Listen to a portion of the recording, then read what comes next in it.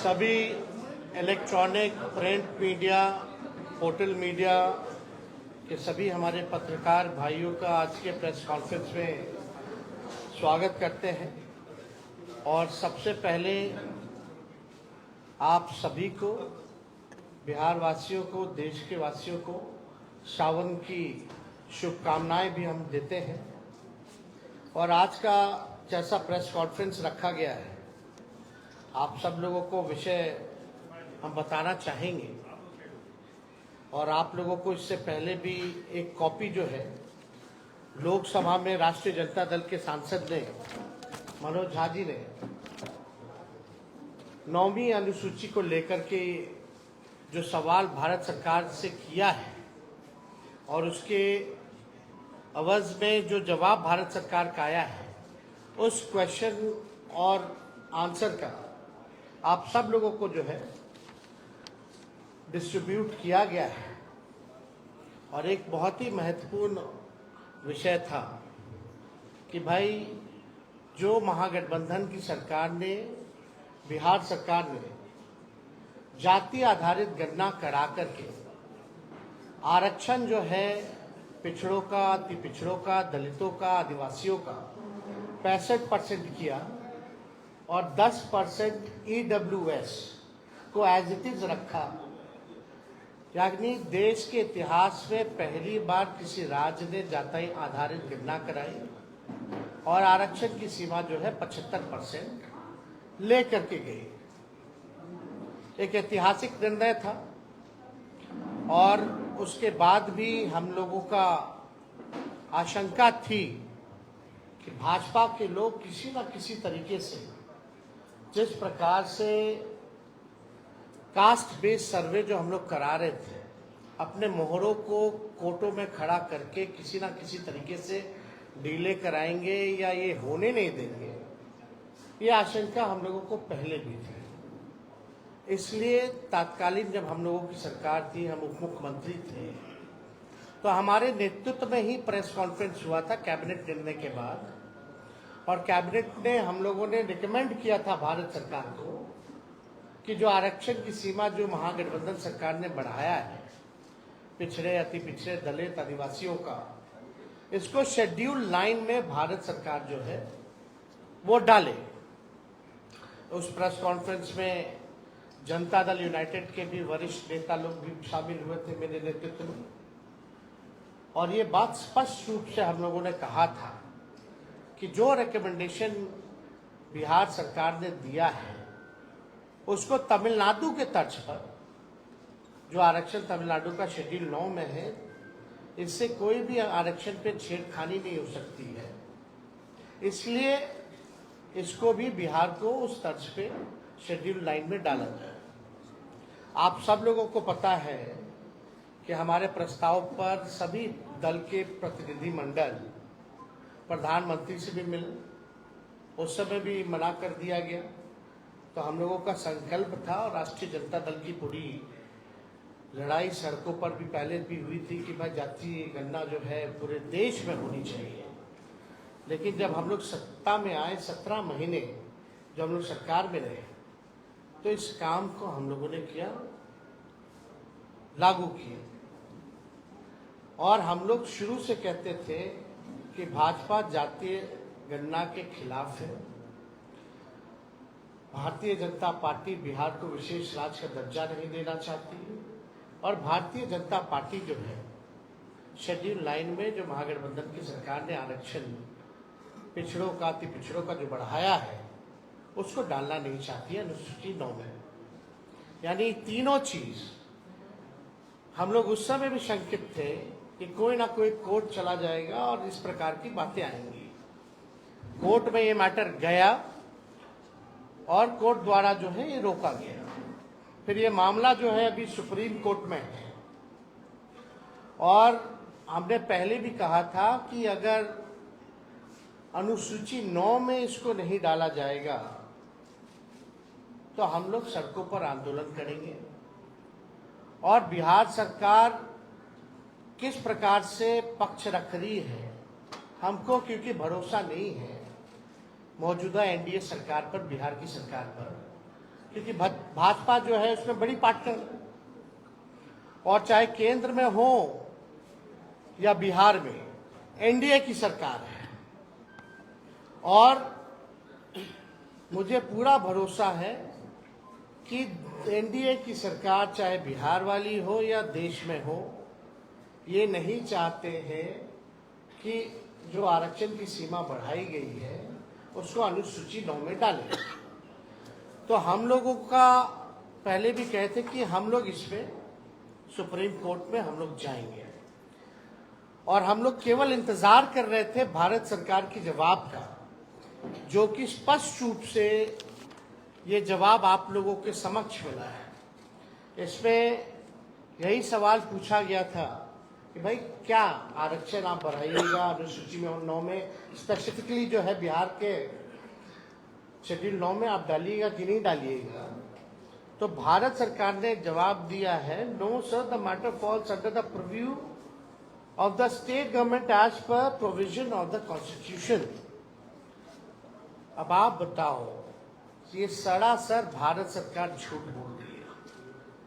अनुसूची 9 में यानी शेड्यूल 9 में डालने का अधिकार केवल भारत सरकार को ही है, राज्य सरकार को नहीं है। ये पूरी तरीके से झूठ बोला जा रहा है, संसद में झूठ बोला जा रहा है। और ये विषय अगर अनुसूची 9 में नहीं डालने का है या स्टेट मैटर है, तो ऐसा तो नहीं कि भाई हम लोगों के हटने के बाद नीतीश कुमार जी ने अनुसूची 9 का जो प्रस्ताव हम लोग कैबिनेट द्वारा भेजे थे, इन लोगों ने वापस ले लिया हो। क्योंकि उस समय तत्कालीन जो अभी भी गृह मंत्री आपके अमित शाह जी हैं, उस समय जो ईस्ट जोन का जो बैठक चल रहा था उसमें भी हम लोगों ने प्रस्ताव रखा था, उनसे मांग की थी कि इसको अनुसूची 9 में डाला जाए। अब मामला है कि कोई भी, चाहे नीतीश कुमार जी हो, जनता दल यूनाइटेड के कोई नेता हो, सभी लोगों के मुंह में दही जमा हुआ है। कोई भी इसको लेकर के आवाज नहीं उठा रहा है। जब हम लोगों ने किया था इस काम को तो बड़े ढिंढोरे पीटे जा रहे थे जनता दल यूनाइटेड के द्वारा। अब करेगा कौन? करने वाले भी तो वही है। Janata Dal United is the part of the government of India. तो ये खेल जो ये लोग खेलना चाह रहे हैं, ये साफ दिखाता है कि इनके नियत पे सवाल उठ रहा है, कि इनके नियत ही नहीं है कि इसको शेड्यूल 9 में किया जाए।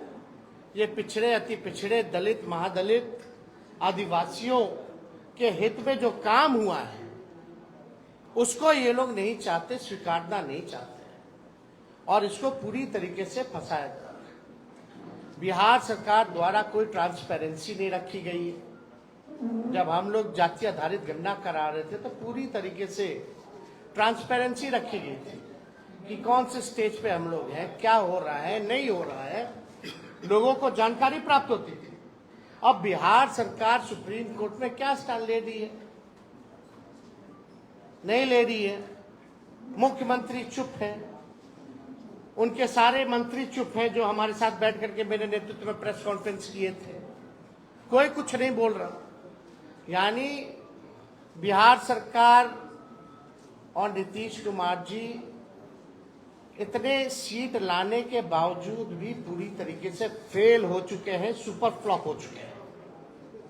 ये साबित हो रहा है कि उनकी कोई सुन नहीं रहा, या वो सुना नहीं रहे, या तो वो इंटरेस्टेड नहीं है, या तो उनकी बात को कोई नहीं सुन रहा। क्या क्या नहीं किया गया था बिहार के विशेष राज्य के दर्जे को लेकर के, क्या क्या आंदोलन दिल्ली से लेकर बिहार तक। अब देने वाला कौन है? भारत सरकार पार्लियामेंट में खड़ी होकर के, यानी उन्हीं की सरकार खुद मना करती है कि बिहार को हम स्पेशल राज्य का दर्जा नहीं दे सकते। खुद ही कह रही है कि हम अनुसूची 9 में हम नहीं डालेंगे, ये स्टेट मैटर है। स्टेट मैटर कैसे? ये तो भारत सरकार को एक्सप्लेन करना चाहिए ना, कोई तो तार्किक जवाब देना चाहिए, टेक्निकल जवाब देना चाहिए। और अनुसूची 9 का तो सब लोग जानते हैं कि भाई भारत सरकार के हाथ में ही है, और किसी के हाथ में नहीं। वरना अनुसूची 9 में अगर राज्य सरकारों को होता या बता दें, या तो ये भी जवाब इसमें दे देना चाहिए था कि हाँ, राज्य सरकार को अनुसूची 9 में देने का, रखने का दर्जा दिया गया है या है, ये भी बात बता देनी चाहिए थी। तो ये भी बात नहीं कही गई है। तो हमारा ये मानना है कि इस लड़ाई को लेकर के हम लोग आंदोलन तो करेंगे ही करेंगे सड़क पर, लेकिन कोर्ट में भी हम लोग पक्ष रखेंगे। और हम लोग केवल यही इंतजार कर रहे थे कि भारत सरकार का इसमें क्या जवाब होगा। अब यह स्पष्ट हो गया है, भारत सरकार ने मना कर दिया है, तो इसको लेकर के राष्ट्रीय जनता दल अगले सोमवार, सावन का महीना है और हम लोग सोमवार तक हम लोग जो है अपना पिटीशन जो है सुप्रीम कोर्ट में हम लोग अर्जी राष्ट्रीय जनता दल द्वारा अपने पॉइंट्स को हम लोग रखेंगे। और बिहार सरकार को तो ये भी बताना चाहिए कि क्या आप प्रस्ताव जो दिए थे वो वापस ले लिए हैं कि नहीं लिए, या मुख्यमंत्री ने कोई चिट्ठी लिखी है, नहीं लिखी है गृह मंत्री को अनुसूची 9 में डालने के लिए। और मान लीजिए अगर भारत सरकार मना किया तो जनता दल यूनाइटेड के लोगों का क्या प्रतिक्रिया है इस पर, यह भी स्पष्ट होना चाहिए।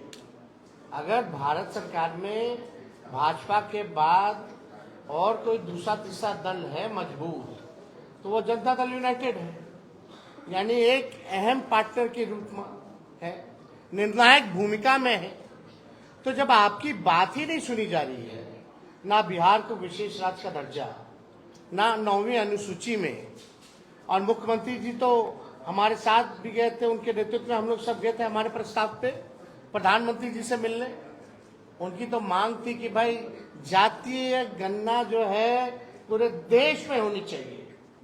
तो आज तो मुख्यमंत्री स्थिति में है कि अगर मजबूती से अपनी बात को रखेंगे तो मोदी जी की हिम्मत नहीं है मना करने को। तो कम से कम क्या मुख्यमंत्री जाति आधारित गणना पूरे देश में चाहते हैं कि नहीं चाहते, ये बताना चाहिए। तो ये तीनों सवाल को लेकर के पूरी तरीके से डबल इंजन की सरकार 6 महीने हो गई है, कुछ जो है इस विषय पे ये लोग काम नहीं कर रहे हैं, केवल सत्ता का मौज ले रहे हैं और बिहार की जो पिछड़ी आबादी है उनके साथ अन्याय कर रही है। हम लोग सच्ची लड़ाई लड़े, राष्ट्रीय जनता दल के लोगों ने जो कमिटमेंट किया था उसको हम लोगों ने मात्र 17 महीने के अंदर, चाहे नौकरी का मामला हो, चाहे स्वयं सहायता समूह के मानदेय को दुगुना करने का हो, चाहे जाति आधारित गणना कराने का हो, आरक्षण की सीमा को बढ़ाने का हो, हम सब लोगों ने उस काम को पूरा किया 17 महीने। लेकिन आखिर ऐसा क्या हो गया कि राष्ट्रीय जनता दल के हटते ही जब ये भाजपा और एनडीए डबल इंजन की सरकार आई तो सारे काम में जो है ताला लग गया। तो इस पे हम लोग इसलिए प्रेस कॉन्फ्रेंस बुला करके आप लोगों को सूचित करना चाहते थे कि कम से कम आप लोग भी सूचित हो जाइए और देश और राज्य के लोग को भी सूचित कर दिया जाए कि भारत सरकार मतलब जनता दल यूनाइटेड बीजेपी, इसमें बिहार की पार्टियां हैं एनडीए में, बिहार को ही वोट लेके अब बिहार को विशेष राज्य का दर्जा नहीं दे दिया, बिहार का ही वोट लेकर के सारा काम करके आरक्षण को 9वीं अनुसूची में नहीं डाला जा रहा, पैकेज नहीं दिया जा रहा अलग से। बजट में तरह तरह की बातें आई, जितना इंफ्रास्ट्रक्चर का पुराना मामला जो हमने उठाया वही सारा उसी टाइम हो गया था, उसी चीज को दोहराया गया, खाली नोट कवर बदल दिया गया। तो हम लोग इसको लेकर के हम लोग जो है जनता के बीच जाएंगे, अदालत सर्वोच्च न्यायालय हम लोग जाएंगे और अपने पक्ष को मजबूती के साथ रखेंगे और किसी भी कीमत पर जो आरक्षण महागठबंधन की सरकार ने बढ़ाया था उसको खत्म नहीं होने देंगे, उसको लागू करा करके ही हम लोग दम लेंगे। इसलिए आप सब लोगों को हम बुलाए और कोई विषय पे अगर आप लोगों को सवाल पूछना हो। यार आपने बोला 15 अगस्त के बाद हम लोग जाएंगे। किस वजह से आखिर ये नहीं शामिल हो पा रहा है? क्या नियत ही खराब है। अरे भाई 17 साल से तो उन्हीं लोग का डबल इंजन का सरकार था। पहले क्यों नहीं जाति आधारित गणना हुआ? आरक्षण क्यों नहीं बढ़ाया गया? राष्ट्रीय जनता दल आई 17 महीने में करके दिखाया, और करके ही नहीं दिखाया, जब चले जाने के बाद इसको फंसा दिया गया। नीतीश जी को ईडी का डर है क्या? उनके एक अधिकारी पे ईडी की अब क्या डर है, नहीं डर है, ईमानदारी से तो जांच हो तो बहुत मामले खुलेंगे, लेकिन अब अंदर उन लोगों के क्या चल रहा है वो आप लोग जानते हैं कि भाई लोग तो डीलिंग वाली पार्टी है। ये लोग केवल डील करना जानती है। उस डीलिंग के बाबत में क्या क्या लेंगे नहीं लेंगे वो अलग मैटर है। तेजस्वी जी, विधानसभा सत्र में आप क्यों नहीं? फैसला आया है कल जो शेड्यूल कास्ट और शेड्यूल ट्राइब के लिए सुप्रीम कोर्ट का फैसला आया है, इस पर आपके पार्टी का क्या स्टैंड है? देखिए, हम लोगों का शुरू के दौर से ये मानना है कि राष्ट्रीय जनता दल जो है सर्वोच्च न्यायालय के अनुसूचित जाति और जनजाति के आरक्षण के वर्गीकरण के पक्ष में नहीं है, और ये निर्णय 1932 के पुनः पैक्ट और संविधान के मूल भावनाओं के खिलाफ हम लोग इसको मानते हैं। ये साफ बात है। आरक्षण जो दलितों को, आदिवासियों को जो दिया गया था, इसमें क्रीमी लेयर का क्या मामला है? इसमें आर्थिक तौर पे तो था ही नहीं। बाबा साहब अंबेडकर ने इसलिए आरक्षण दिया था जो सदियों से या अभी भी जो भेदभाव, ऊंच नीच, छुआछूत, जो डिस्क्रिमिनेशन जो चल रहा था उसको पाटने के लिए ये आरक्षण है। तो इसको तो आर्थिक तौर पे ये आया कहां से मामला? तो ये पूरी तरीके से हम लोग जो है इसके पक्ष में नहीं है। वर्गीकरण को लेकर के ये आर्थिक तौर पे नहीं है। अगर आर्थिक तौर पे ही आपको न्याय दिलाना है तो आप नौकरी दीजिए सबको। क्यों नहीं देते नौकरी? नौकरी की बात क्यों नहीं करते? कितने लैंडलॉर्ड हैं, कितने कम परसेंट, कितना लैंड किसके पास है? ये सबके पास है। आंकड़ा सबके सामने सार्वजनिक है, ये डिस्ट्रीब्यूट कर दो। लेकिन आज भी ऐसा देखा गया है, हम लोग देखते हैं कि दलितों की किस तरह से पिटाई की जाती है। जब शादी में घोड़ी पे नहीं बैठने दिया जाता, पूजा पाठ नहीं करने दिया जाता। दलितों और आदिवासियों को तो छोड़ो, अखिलेश यादव जी मंदिर जाते उसको भी धोया जाता है। जीतन राम मांझी यहां मंदिर गए तो उसको धोया गया। तो ये जो भेदभाव, ऊंच नीच, छुआछूत, कोई जो है अनुसूचित जाति और जनजाति का मालिक ना बने, उसका वो ना बने।